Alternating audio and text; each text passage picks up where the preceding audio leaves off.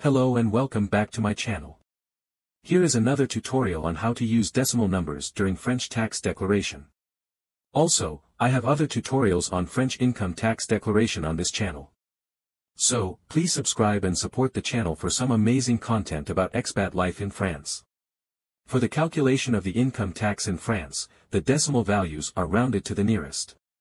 So, fractions of euros below 50 cents are not used. For example, 150 euros and 30 cents is rounded to 150 euros. Then, fractions of euros 50 cents are counted as 1 euro. For example, 150 euros and 50 cents is rounded to 151 euros. Finally, fractions of euros over 50 cents are counted as 1 euro. For example, 150 euros and 75 cents is rounded to 151 euros. Here is the reference from the official income tax guide published by the French Tax Department. Many frequently asked questions are answered on my website prasantragopati.com under the income tax category.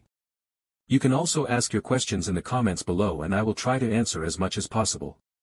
A few examples of these FAQs answered on my website. And there you have it, the step-by-step process of using decimal numbers during the income tax declaration in France. Thanks for watching. If these videos are useful, please subscribe and support the channel. Have a great day.